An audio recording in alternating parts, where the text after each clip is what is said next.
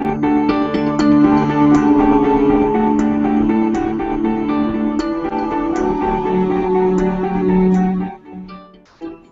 everyone, welcome to Bellevue Brain Trust Roundtable.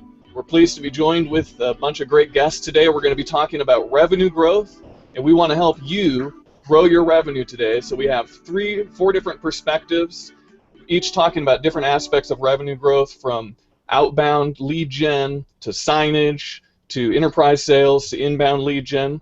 I want to pass it around in just a second and let each of our guests introduce themselves. But before we do that, I want to invite you to be a part of the show. All you have to do is tweet with the hashtag BBT Roundtable, and we have producers standing by to grab your questions and introduce them into the show. You know, there's so many different places in the world where communications is one way. You read a blog, you go to a conference, you're reading a book, and you can't ask a question. And part of the reason why we put this roundtable together is to give you a chance to get in front of these experts live, get your questions answered specifically for your business. So we want to help you grow your revenue today. Invite you to use that hashtag BBT Roundtable. Let's go around the table and we're going to get introductions from each of our guests. Let's start with Rick Wong. Tell us a little bit about yourself, Rick. Thanks, Justin. Hi, everybody. Thanks for inviting me here, and I appreciate you being here. My name is Rick Wong, CEO of the 5 Abilities. I have spent most of my life in high tech. But I learned how to sell when I was selling things that nobody knew about. You know, I was selling checks. You learn how to sell when you have a product that isn't the best in the market or the most well-known in the market. So I took that through my high-tech career and was able to move that into management, executive levels, and now I'm out trying to help small businesses sell better. That's great, Rick. Thanks for being on the show with us. And Thank now you. we have Rick Blythe. We're going to try to distinguish between the two of you. I'm not sure how we're going to do that. Rick B, Rick W. Rick, tell us a little bit about yourself. Sounds good. I'll be Rick B for the afternoon.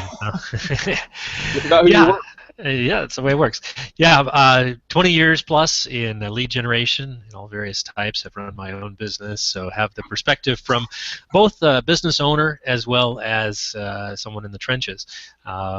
Spent a number of years full time with clients, ran my own call center, pretty much every configuration you can think of in terms of inside sales and lead generation. Currently, back out on my own, doing a little bit different iteration, this time bringing in outside resources and also training inside resources at our clients, setting up lead generation programs and giving them all the tools necessary to be successful. It's a fascinating job. It's something that I kind of stumbled upon after I sold my first business many years ago. Realized that what I liked best was finding new customers. Once they came in, then the challenge was over. We got them in. Turns out a lot of people didn't like that. They struggled with picking up the phone.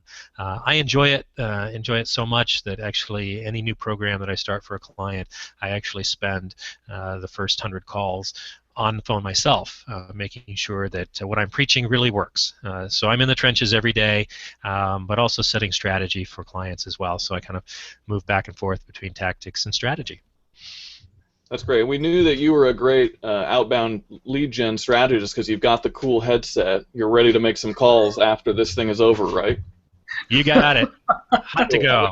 I wish I could get one of those things. I'm just not cool enough. Michael, tell us a little bit about yourself. Absolutely. Michael's got a little earpiece too. He's a Secret Service. A little more Secret Service, not quite call center, although we're working toward the point where we need to have a call center. That's a good problem to have, right? Yeah, exactly. We're Rainmaker Signs. We're a full-service sign and graphics business here in Bellevue. We love being part of our clients' brand execution team. Signs are what we make and install, but we're really in the business of helping our clients grow faster than they would otherwise. Prior to starting this stuff, I had a variety of roles with companies large and small, not including sales, but including marketing as well as customer experience, and we like to bring that to bear in the sign business. That's great. Thanks for being here, Michael.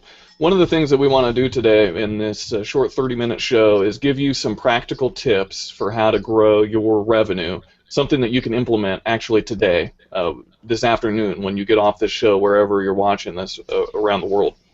And so we want to pass it around and get each of the different perspectives. You've already heard the different backgrounds. We've got inbound. I'm an inbound specialist. We've got Rick's an outbound. We've got enterprise sales. We've got signage. Each of these brings a different perspective to how you can grow your revenue, which is, of course, top of mind for any business owner. So I want to pass it first to Rick Wong, and I want to ask you, Rick, what is sort of your strategy? How can you give us some tips of things that we can implement to start doing right now, from your perspective, on how to start increasing sales? Maybe what's your philosophy if you were to come in and start consulting with a company? You know, what were maybe some of the first questions you'd start to ask? So the first thing I think is for companies to really settle on what their method of sales is going to be. And whether it be what I call the 5 abilities or something else. But what that does, when you settle on a methodology, it gets the whole company focused in the same direction so that everybody has the same dialogue about what selling is and so forth. I find when that happens, it allows the organization and the people doing the selling to focus more on the customers and clients than what's happening internally. And what I've seen throughout my years is when we focus more on the customers and clients, we get more business. I preach to my people. People make business decisions for personal reasons, and so we've talked about inbound, outbound, lead generation, signage, and so forth here, and you'll hear more about it from the speakers today. But at the end of the day, there's this last mile thing called sales, and it's really called connection. And again, people make business decisions for personal reasons, and that's why after the lead happens and it gets into the salesperson's hand, you have to make that connection so that they know they can trust you and they know they value what you have to sell. That's great. Rick, Rick Blythe, over to you. What's your strategy, you know, when you're first coming in? How are you consulting with companies and pigtail off or dovetail into what Rick Wong was saying with how you'd kind of come in and start talking to a company? Well, it's interesting. Rick Wong is really hit on one of the key issues there, and that is that the people do make business decisions for personal reasons, and that trust. I heard you use that word trust. That is so key to the process. Yes, it's key to the sales process, but it's also key in the beginning at the prospecting level. I look at that beginning part. So what I first look at is, what are you doing to initiate engagement? And a lot of it falls in your inbound work that you're doing, Dustin. So it all kind of combines into that lead generation piece. And so some of the questions I ask involve process. Often, and Rick alluded to it there as well. What is the sales process? What are the definitions people are using? It's so interesting to talk about lead generation because you get into a company and you find out 5 different people have 5 different, or maybe 6 different definitions of what a lead is. And so, as a as a consultant and provider of lead services, that's a critical element to find out what is a lead mean to someone, and that's absolutely critical. And then you start looking at metrics. That's the other thing. Do you know how much energy and how much effort and how many tasks and of what type does it take to generate a lead? And how much are you spending on those? How much can you afford to spend on that? So I look at a lot of metrics. It's maybe not surprising, but a lot of people don't have those metrics, or a lot of the metrics that they come to are what I call mythical metrics. Oh yes, it takes 7 contacts before we actually close a sale. Well, does it really? And it may from this list, but not from that list. The list may take 14 contacts. So testing and poking a little bit at assumptions is one of the things that I try and do as an educational process, because you've got to ask those questions. But I'd have to go back to what I was saying about trust. That's a key part of the sales process, and particularly with lead generation. You're just establishing trust. And one of the comments I train all of my folks who are doing prospecting to do is that when they're asked, "Are you selling something?" That's a typical question you get from a gatekeeper or someone else, and they say, "No, I'm not selling something. I don't even know if you want or need what I have, so why would I try and sell you anything? And that just reiterates the process. You're trying to build trust. You're trying to start that conversation. And one of the key things that I think is important to that is asking questions, and we can dig into that in a little bit. Yeah, I'm interested, Michael. When we first started scheduling each of you for this show, I was excited because of the different range of experiences that you brought on. And Michael really comes from it at a different angle. We're talking about signage. And I think that a lot of companies might not initially understand how important signage can be when we're talking about sales, we're talking about, outbound calls, lead gen. So I'm really curious to hear, Michael, when you come in, how can signage actually help a company make more money, and how? Well, yeah, for sure. Most people think of signs as being the sign on the building or out by the street that helps bring people toward you as a business. But the ideas that Rick and Rick spoke about with regard to establishing trust really plays into what we do once somebody comes into your space. Whether it's you're in an office building and you have a lobby or reception area sign, maybe you have wall graphics. That's all creating an environment for customers to come in, and you want it to feel natural and consistent with your brand so that they can focus on your product or service offering rather than trying to navigate your space. And so we work a lot with our clients to understand their brand and what kind of environment they're trying to create for their employees as well as for their customers so that they can be most effective and provide the right customer experience that helps them close sales and grow their revenue. Yeah, one of the things that I love how you point that out, and trust has come up again and again, and I'd be curious to know, Michael, does trust play into the signage side of things? Yeah, absolutely. I mean, it certainly is for, when we work with our clients, we need to establish a level of trust so that we can work effectively together. But once we put those signs up, what you're doing is establishing something that is consistent with what you're saying. So if you're trying to make a sale, that space that you're in needs to be consistent with what you're selling, how you're selling it, and what you're promising. And so if you're in a plain space and you're talking about providing a very high-end service, there's a mismatch there that's not necessarily believable. On the other hand, if you're in a very opulent space and you're selling, we're going to be super efficient and maybe inexpensive, there's probably a mismatch there as well. And it's not to say that one is better than the other, but they should be consistent. Yeah, there's a lot of ways that people are inconsistent. A lot of companies, especially small businesses, are inconsistent in how they message. I look at it from a marketing perspective, and I talk about how every single piece of branding, every communication needs to be singing the same song. Because what happens is you walk into a business, like you said, Michael, and you'll see different messages coming at you. You go to the website and you get a different tune. You get a different tune from the business card. And if things aren't all on the same tempo, the same song, customers get confused. Many customers may not notice exactly why, but there's a subconscious level that they're affected by having sort of all these different messages coming at them. This has been designed this way. This is a completely different design, different fonts, different colors, and it's kind of haphazard.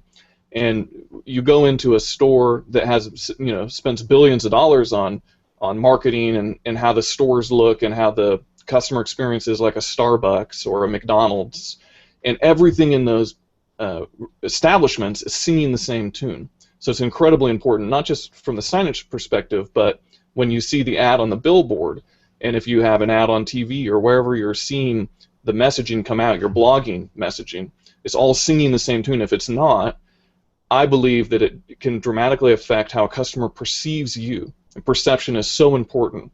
Do they perceive you as an authority? Do they perceive you as somebody that's running this thing out of the trunk of your car? Do they perceive you as an international conglomerate? We can control how people perceive us with our messaging, with our marketing, with our sales approaches. And I think each of these things that you guys are talking about plays into it. Rick, I want to go back to you, Rick Wong. Talk to me about some of the mistakes that you see. I know you consult with a lot of companies. What are some of the mistakes that you're seeing come up again and again as you're kind of getting into a company and getting to know them better? So probably the biggest mistake I see is especially with startups or small companies in general, they don't take enough time to really determine what their value proposition is, and what is going to be valuable to their customers and clients. I've lost count of the number of times I've heard a CEO tell me, we've got a product that'll sell itself. I'm sure everybody here has heard that comment, and it especially applies to sales. A lot of CEOs know they need marketing. They know they need what I call visibility out there in the world, be it on the web or on street signs or signs in their building or so forth. But they don't think they really need to sell, because they have this great product that will sell itself. So I think that's probably the biggest mistake I find, because having that mindset leads you to be what I call lazy sellers, where you don't have a value proposition. You don't think about how you really want to help your customers and your clients. You don't think about their problems and how you're going to solve them, because each customer is different. And even though your product may stay the same, the value that a customer gets from your product may be different than the next one down the street. And so if you don't really think about the value proposition that you provide to the customers and clients that you choose to sell to, and other than it just being a product that you can talk about features and benefits on, then I've seen multiple times where people get in front of their customers or clients, and after they're done with their pitch, they're done. They can't answer questions and can't deal with objections and so forth, because they just haven't thought about how they really want to help the customer. Yeah, what about you, Rick Blythe? Anything that you see, just mistakes that people are making with their outbound call situations that you see kind of come up again and again? Yeah, I see some interesting things. Actually, I love what Rick just leads me into these things. It's great. I appreciate it, Rick. But it's that person who planned this whole thing out, right? Yeah, you must have. So, value proposition, yeah, and the way I interpret that and the way I see it come up in the prospecting side is coming in with our sales process rather than understanding the buyer's process. And you're absolutely, you've got to ask a lot of questions. That's a big piece. You've got to find out what the value is to your customer. You may find out that it wasn't the value that you thought going in, which is really important to know ahead of time. So asking a lot of questions. The old rule of, a salesperson who talks more than half the time and a salesperson is not doing their job. So there's that piece of it. The other piece that I find is a very, very tactical thing, and that is I find a lot of value is being hidden and ignored in old customer lists and old contact lists, and I've been really surprised, even digging into past, even just bookkeeping, former customer lists in QuickBooks and things like that.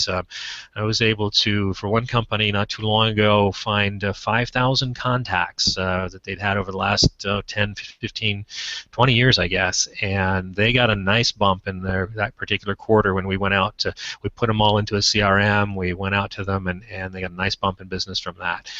We're doing a project right now, a company that has 4,000 contacts, people who have contacted them through their inbound work, and we've been able to set the metrics for them. We're generating about a new lead a day for them with that for their service. So just hidden value in these things where people just say, oh yeah, we got a few thousand contacts here. I just salivate over those, saying, let's get at them. We can generate you new business on that, and without adding a lot of overhead or doing a lot of expense, and go after it.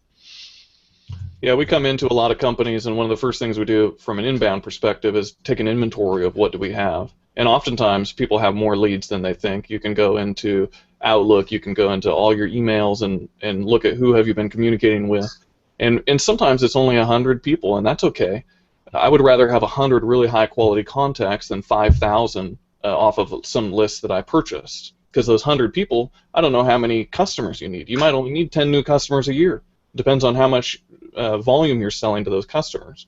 So sometimes, starting with 100's all we have, and sometimes that's great. Michael, what are some of the mistakes that you see people making again and again when it comes to signage? I'll take it in a slightly different direction. I think one of the biggest mistakes I see is people treating signage as a set it and forget it kind of proposition.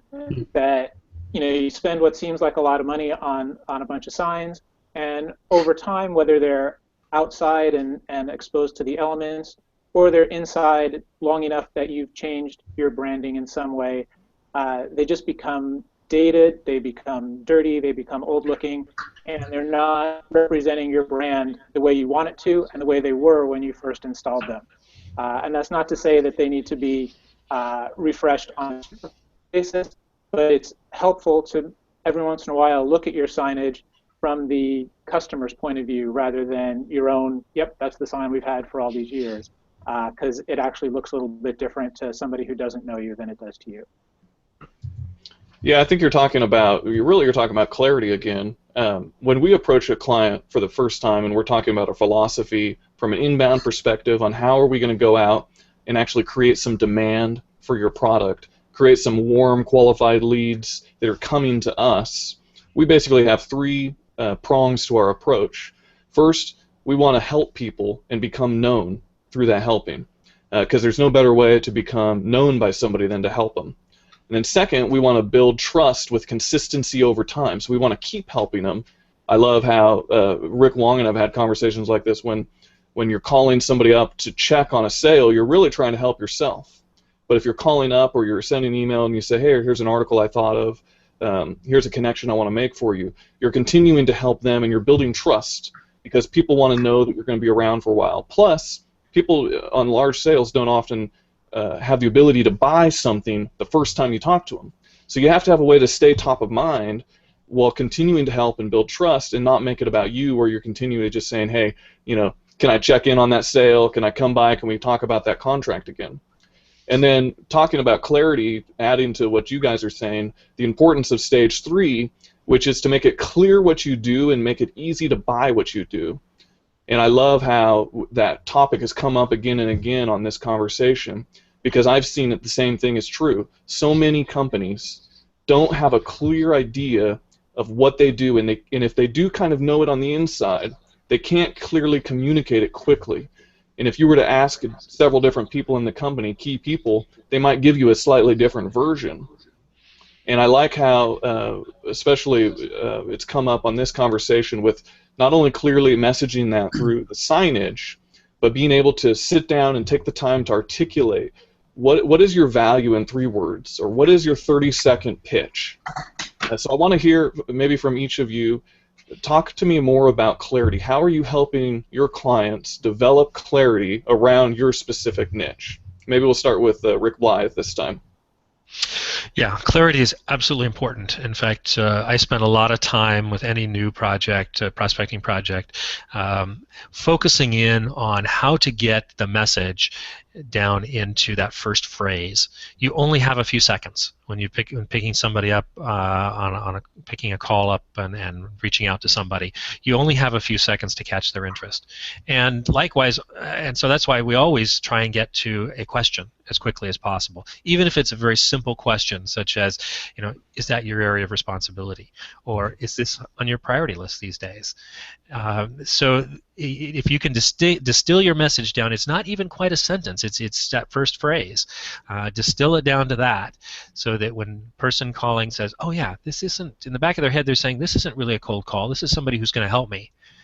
You're absolutely right about helping people. That's all prospecting is. It has to start out with giving more than you're asking for, and than you're trying to get in the process. So if you can do that, you'll be successful. But that's the key, is distilling it down to that key phrase, which the person says, "Oh, okay, yeah, I'll give them another 7 seconds," and then you've got another 7 seconds to get that next hook in there, and the next 7 seconds, and you earn each section as you go along. Yeah. What about you, Rick Wong? Yeah, it's interesting. Probably a very quick description of what the 5 abilities are. because it goes back to something that Rick Blythe was talking about. But we're all focused. We have to be focused on the way the customer buys, and not the way we sell.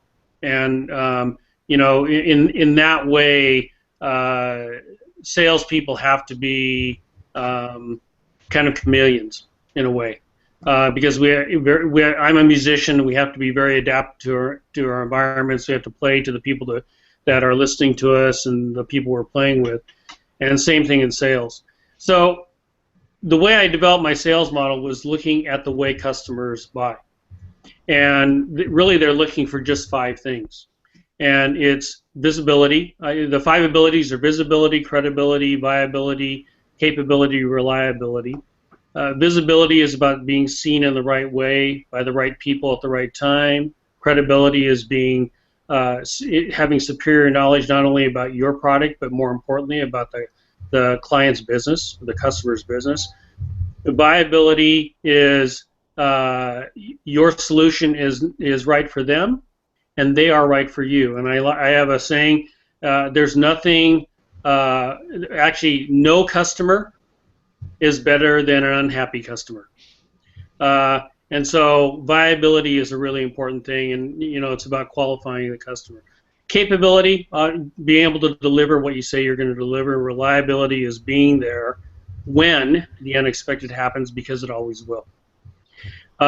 So to the point about the 30 seconds, I have a tool that I use with customers when I get into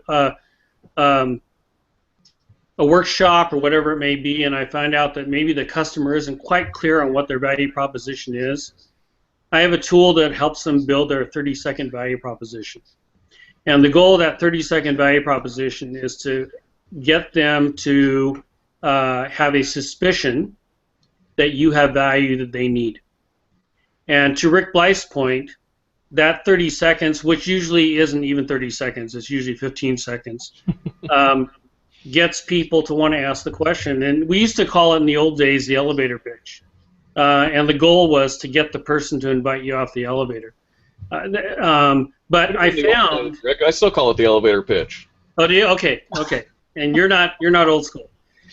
So, but I am. So, but that 30, if you start everything with a 30-second pitch, and then build your presentations, build your signage, build your website, your marketing on that foundation, and build everything that needs to be true in order for that 30-second value proposition to be true. You'll find that you end up building better presentations, better marketing, and so forth, versus, as you probably all experience, taking the 50-page slide deck and try to boil that down into a value proposition.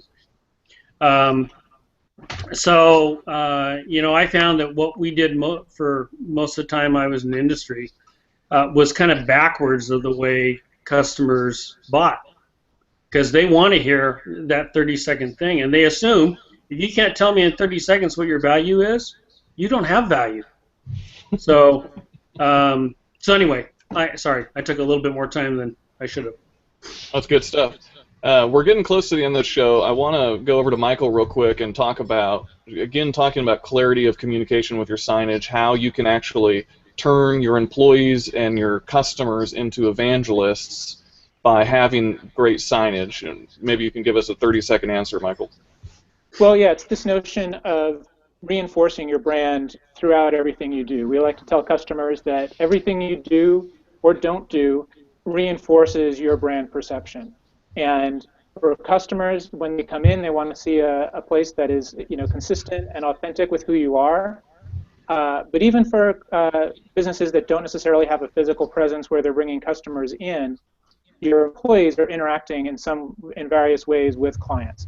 And your environment should be consistent with your brand for them, because if it's not, that's going to find its way into the service and product offering, and it's going to create this mismatch that we've talked about being a bad thing. And so that consistency should extend not just to the customer-facing areas that you're expressing out, but internally to your place of business as well.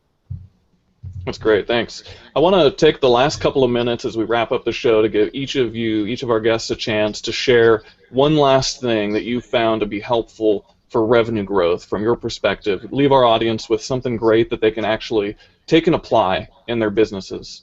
And as you do that, also share how people can follow up with you and get more resources from you, whether you have a blog or a book or whatever, so that if the people watching like your ideas, they've got a great place to follow up.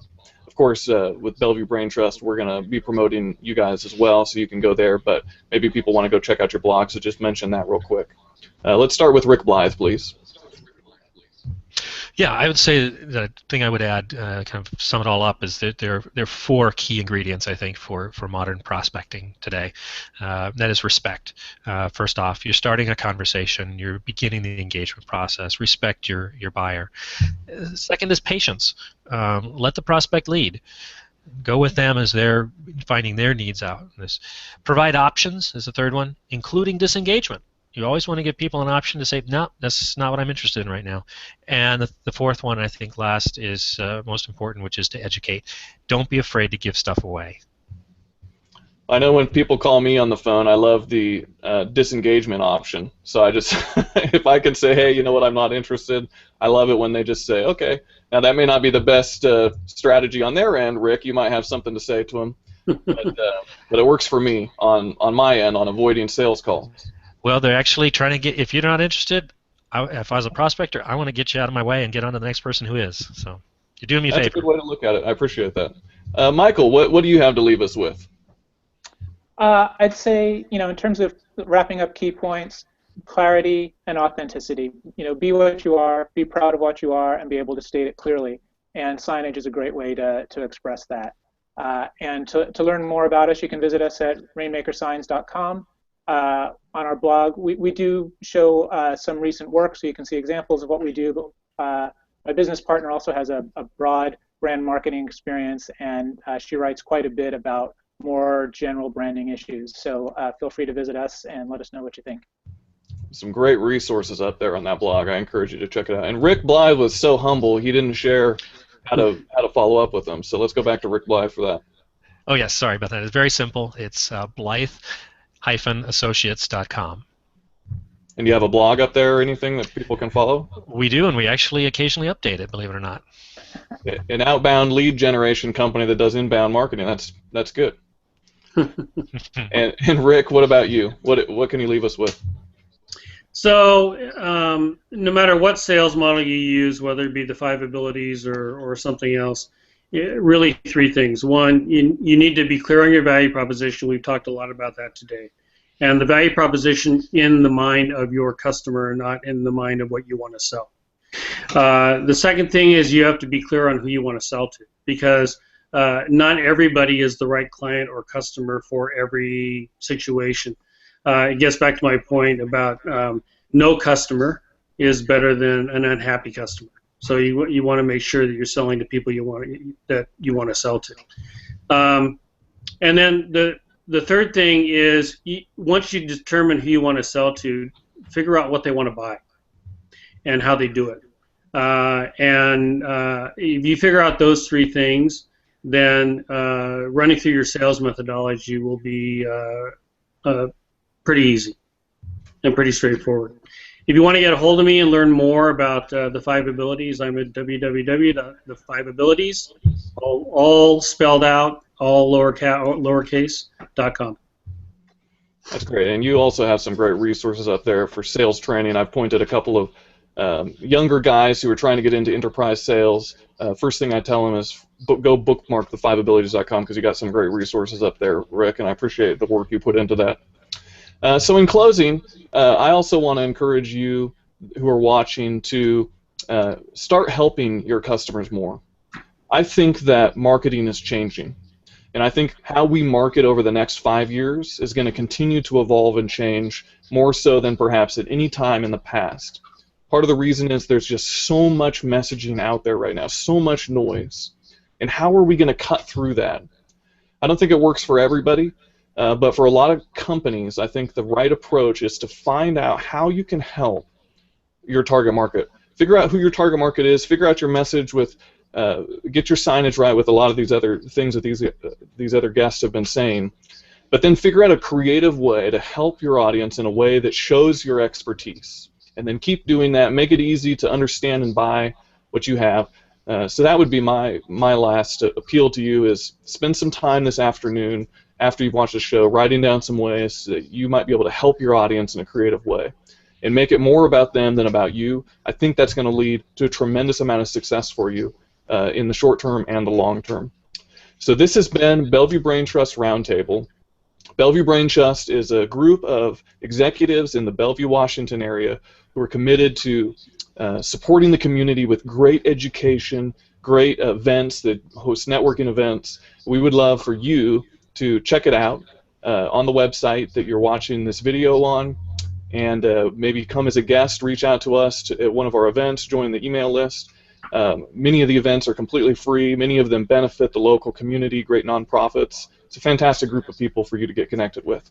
And we hope to have more roundtables like this soon, so be sure to subscribe to the email so you can hear about them.